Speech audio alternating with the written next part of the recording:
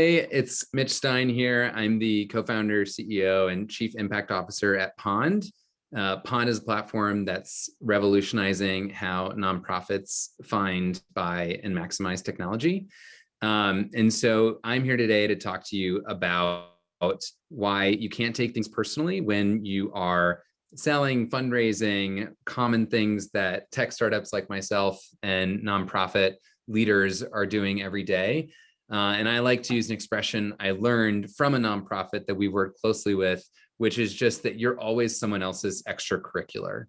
And that might sound harsh or like demeaning, but it's really a truth that I hold personally of that's a good thing. It's not an insult to say, I'm going to be someone else's extracurricular because no one will ever care as much about what you're doing as you. And that's an incredible thing because you're in a great spot doing what you love.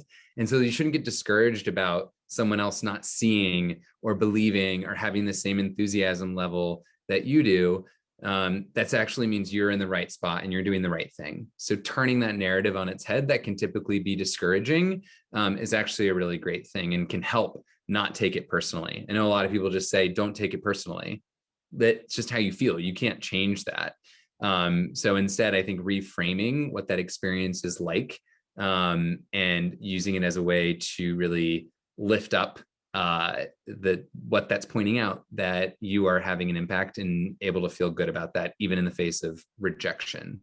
So I think a common, whether you're trying to talk to people about your nonprofit, about your startup, anything that you're passionate about, and you need to get people on board, either to donate or do volunteer or do lots of things.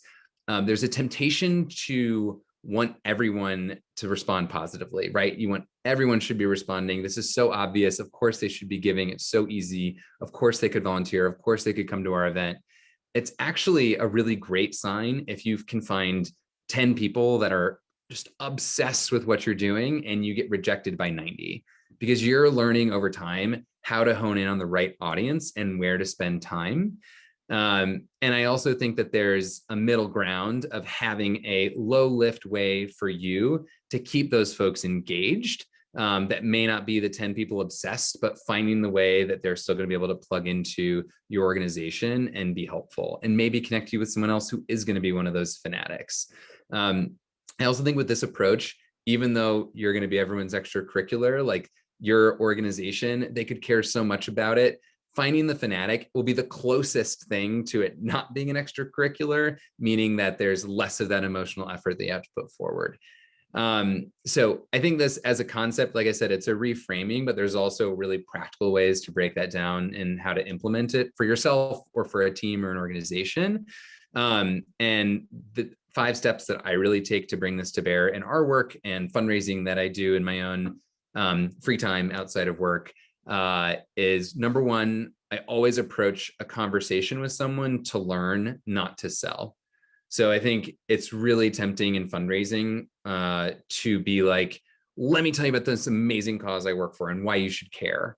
And I think we often miss the opportunity to learn from someone about what they care about and be able to tell the narrative about what you're doing through the most practical and relevant lens that's going to make sense for them to meet them where they are. And I also think not approaching everything with that attitude, like I'm selling, helps take that emotion out of it. So if you're going there to learn, you're going to learn no matter what. You don't experience rejection. You achieved your goal of learning just by having the conversation, as opposed to I came to make the sale and I didn't get the donation. Number 2 is have a long list of ways to get someone to engage. So if you come to it and it's like either they buy a ticket or they don't, and I'm a failure if they didn't buy a ticket, as opposed to they could buy a ticket, they could introduce this to someone, they could bring a friend.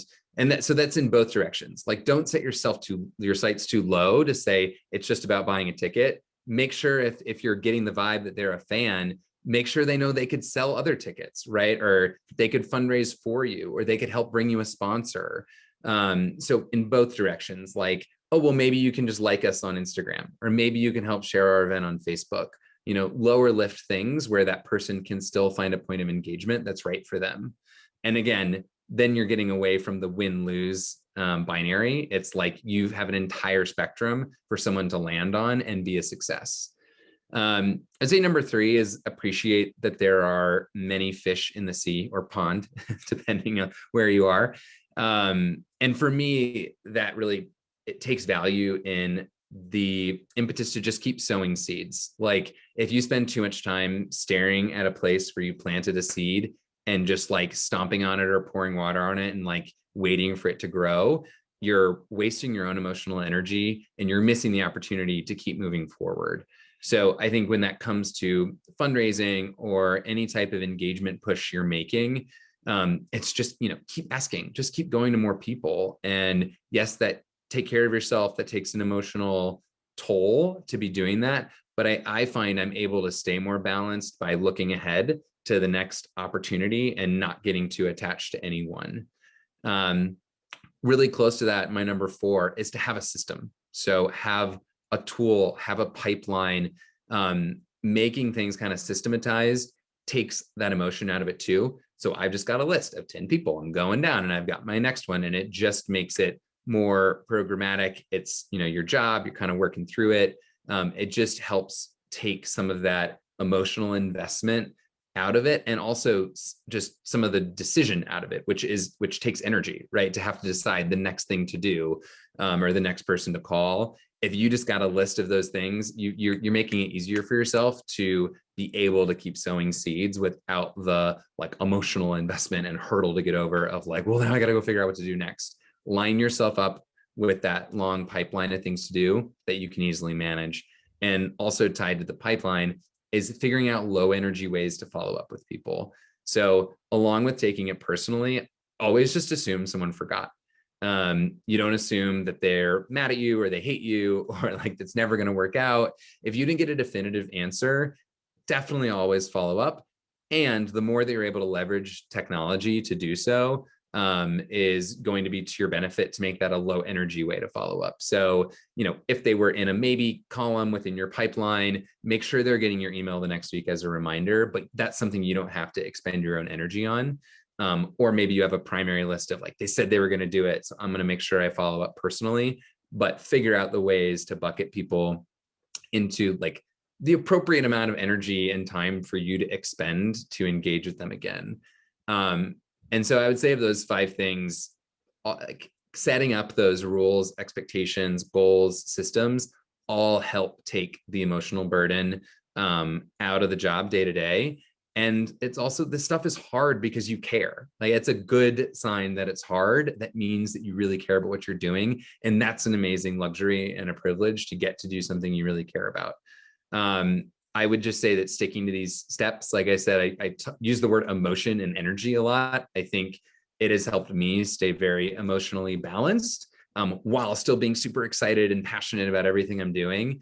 That balance comes from retaining the excitement, but letting go of the urgency, like letting go of putting too much stock in any one opportunity, getting overly invested. It's about finding the balance for you to keep applying that passion and energy every day.